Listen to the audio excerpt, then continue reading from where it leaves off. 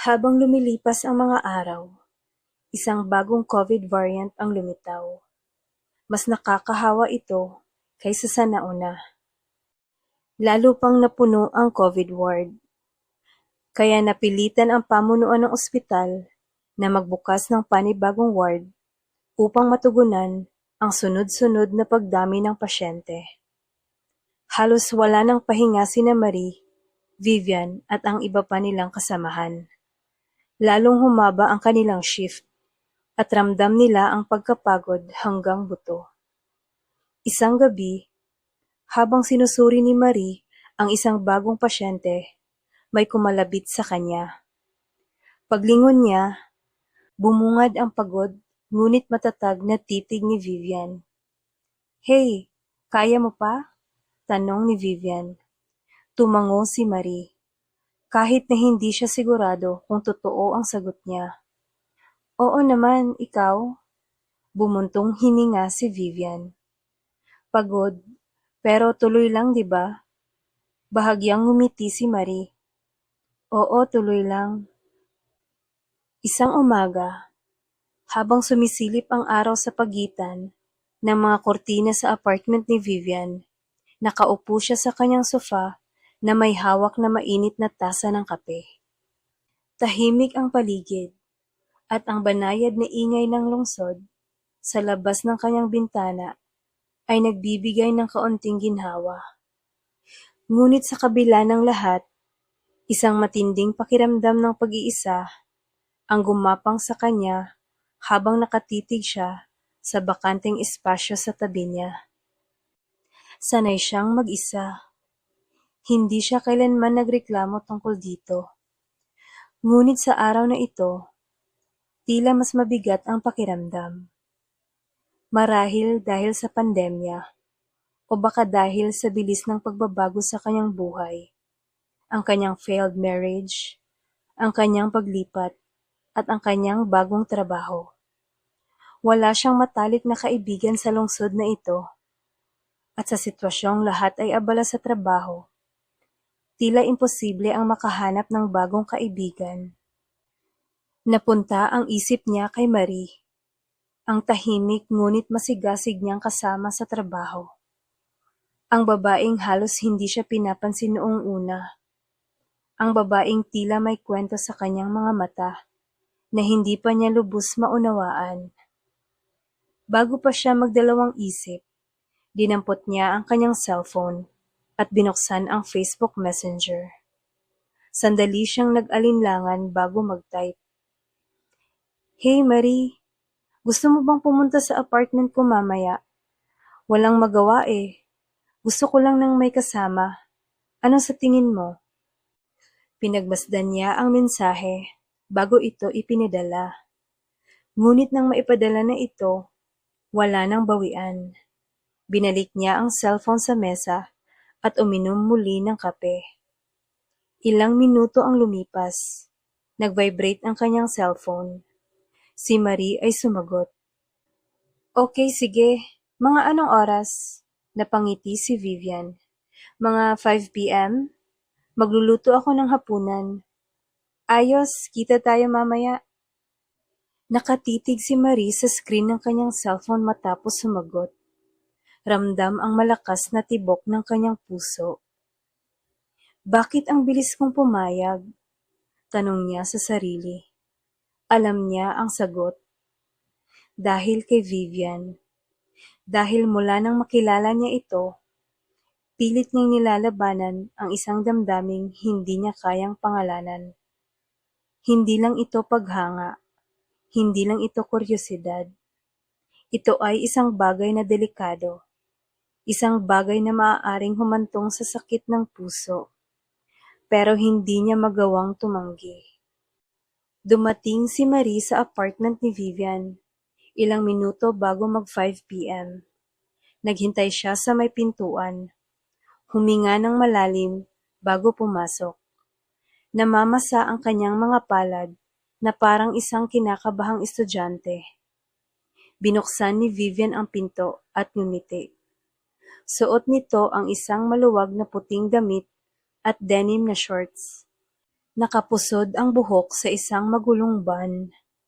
Ang kagandahan nito ay walang kahirap-hirap. Pasok ka, sabi ni Vivian, isang hakbang na lumayo upang bigyang daan siya. Tumango si Marie at pumasok sa loob. Ang apartment ay simple ngunit elegante. Minimalist ang disenyo na may bahagyang halimuyak ng lavender.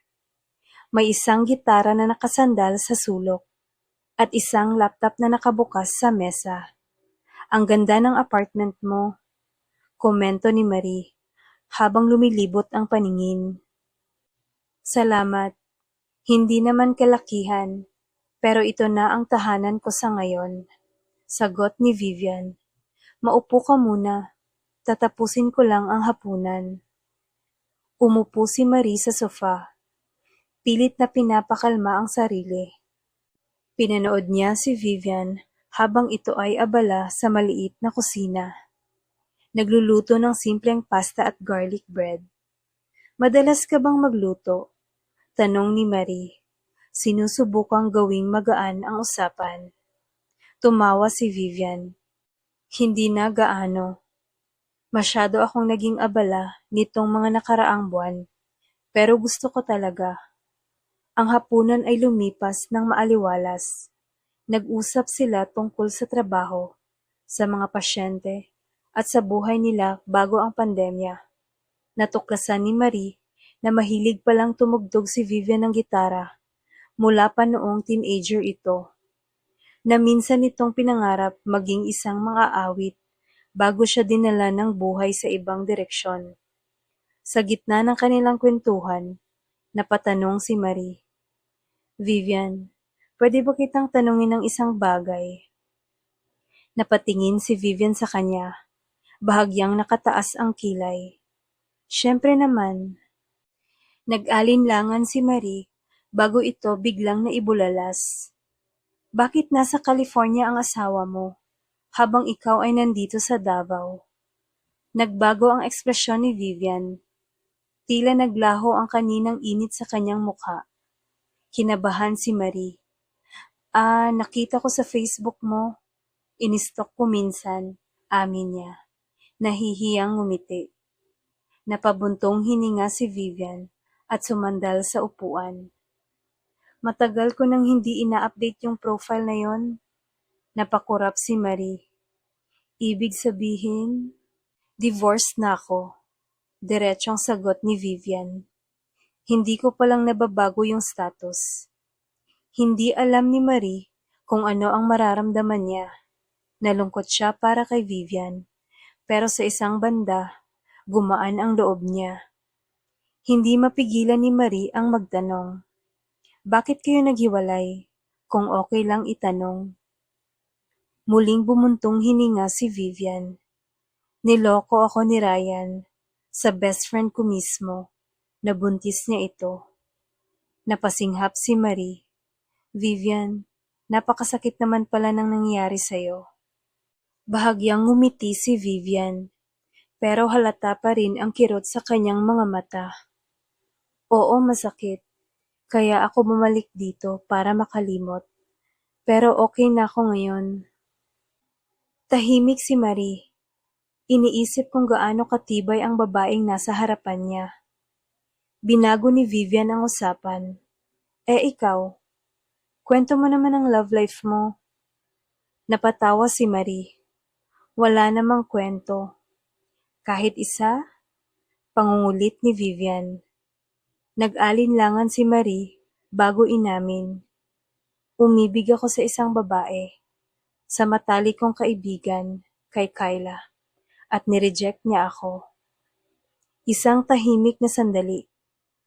Walang bahid na pagkagulat sa mukha ni Vivian. Wala namang masama doon, sagot nito. Pinagmasdan ni Vivian si Marie, at biglang may isang alaala ang bumalik sa kanyang isip. Ang isang estrangherang nakita niya noon sa grocery, sa may condiments section. Si Marie pala yun. Nagkaroon ng saglit na katahimikan bago muling nagsalita si Vivian. May kanta ka bang gusto? Pwede kitang tugtugan sa gitara ko.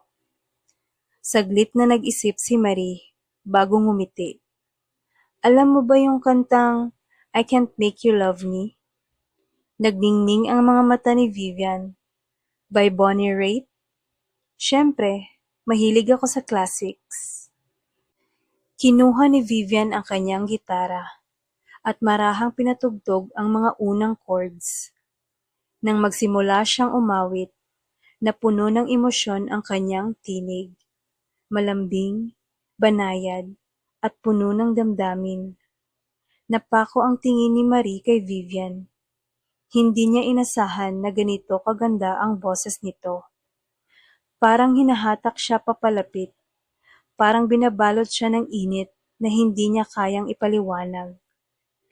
Habang tumutunog ang huling nota, hindi agad nagsalita si Marie.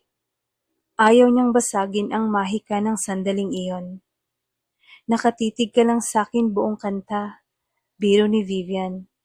Isang pilyang ngiti ang lumitaw sa kanyang labi. Napangiwi si Marie. Agad na lumingon palayo. Hindi naman. Hindi ako nagrereklamo ha? Putol ni Vivian. Nakangiti pa rin. Natawa si Marie. Ngunit hindi niya maikakaila ang kaba sa kanyang dibdib. Ilang kanta pa ang tinugtog ni Vivian bago niya napansing gumagabi na. Dapat na kitang ihatid pa uwi, aniya. Pasimpleng tumingin kay Marie. Tumango si Marie, kahit gusto pa niyang manatili. Ilang sandali lang, ay nasa labas na sila. Iniabot ni Vivian kay Marie ang isang helmet bago isuot ang kanya. Sumakay sila sa motorsiklo ni Vivian at sa ilalim ng katahimikan ng lungsod, naglakbay sila pa uwi.